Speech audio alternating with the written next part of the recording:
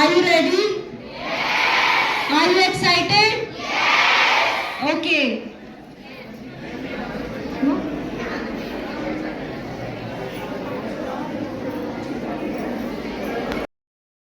Students हैं मेरे सारे बहनों और उनके भाइयों और प्यारे प्यारे टीचर्स को हमारा स्वागत करना होगा। महफिल में हमको ये बुलाने का शुक्रिया, महफिल में हमको ये बुलाने का शुक्रिया, ये फूल गुब्बारे से सजाने का शुक्रिया। ये तो हमें पता था कि हम इस कॉलेज में हैं, पर कुछ इस तरीके से प्रेशर करके इस बात का एहसास दिलाने के लिए।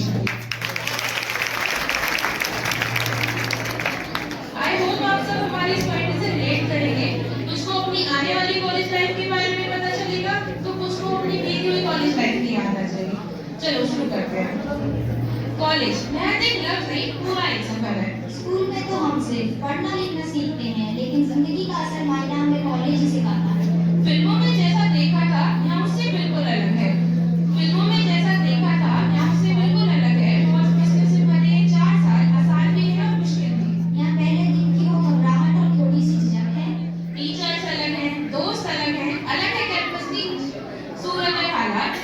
शुरुआत के कुछ दिन तो तुम्हारी अटेंडेंस फुल रहेगी और फिर तुम्हारी पूरी डोरी क्लास में फुल रहेगी। आजादी यहाँ पूरी है, आजादी यहाँ पूरी है, पर इस आजादी का फायदा उठाओगे तो आखिर में तुम खुद ही मुश्किल में फंस जाओगे। कुछ नए दोस्त बनेंगे तो कुछ पुराने होंगे, कुछ बिछड़ जाएंगे तो कुछ आखिरी तक साथ निभाएंगे। कुछ तुम्हें असाइनमेंट दिलवाएंगे तो कुछ तुम्हें एटिकेट सिखाएंगे। किसी को प्यार होगा तो कहीं की शैतान होगा, किसी का दिल टूटेगा तो किसी का इश्क मुकम्मल होगा।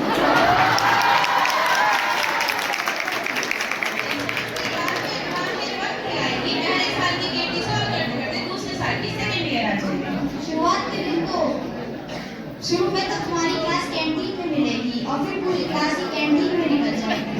घूमने जाने का तो प्लान ही मत बनाना, घूमने जाने का तो प्लान ही मत बनाना, क्योंकि दोस्त सारे ऐसे मिलेंगे जो आएंगे तो वो कर जाएंगे। कुछ प्रोफेसर दोस्त बनेंगे और कुछ इतना पकाएंगे कि तुम ये बोलोगे हे भगवान ये कब क्लास से जाएंगे। और तुम्हें तुम्हारी जिंदगी के दरवाजे तक छोड़ेगा। स्कूल की तरह इसकी भी सिर्फ यादें साथ रह जाएंगी, जो जिंदगी के हर मोड़ पे तुम्हें कुछ न कुछ बताएंगी। ये बच्चे से बड़े होने तक का सफर है। जिंदगी महज एक कॉलेज महज एक लफ्ज नहीं, पूरा एक सफर है। Thank you.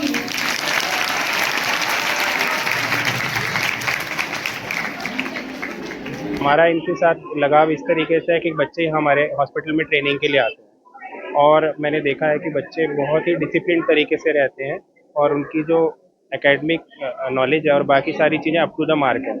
अब जो आप इनका जो नर्सिंग स्टाफ है और बाकी सारा जो सोसाइटी के लिए बहुत ही इम्पोर्टेंट काम कर रहा है, हम ये कह सकते हैं कि अस्पताल को चलाने में एक ढांचे का काम करता है हमारा नर्सिंग स्टाफ। जो अस्पताल की जो एक आत्मा होती है वो नर्सिंग स्टाफ के थ्रू ही हम देख सकते हैं। तो आज इनका फाउंडेशन डे है, तो मैं सभी मैनेजमेंट को, स्टाफ को और कॉलेज के जो एडमिन टीम है सभी को बधाई देता हूँ। ये इंस्टीट्यूट इसी तरीके से प्रगति करता रहे और हमारे फरीदाबाद और हरियाणा में सोसाइटी को एक अच्छी स्वास्थ्य सुविधा मुहैया कराने में सहायता प्रदान करता रहे। ये ग्रामीण एरिया में आपको क्या लगता है कि ग्रामीण एरिया में कहीं ना कहीं बच्चों को आत्मसमृद्धि और उनको आत्मनिर्भर बनाने के लिए बहुत देखिए ये बहुत ज़रूरी है कि ग्रामीण एरिया में होने के मुझे लगता है कि काफ़ी सारे फ़ायदे हैं। एक कि जो बच्चे हैं यहाँ पर उनको यहाँ के जो हमारी सब अर्बन या ग्रामीण लाइफ का एक एक्सपोजर है, एक झलक मिल जाती है।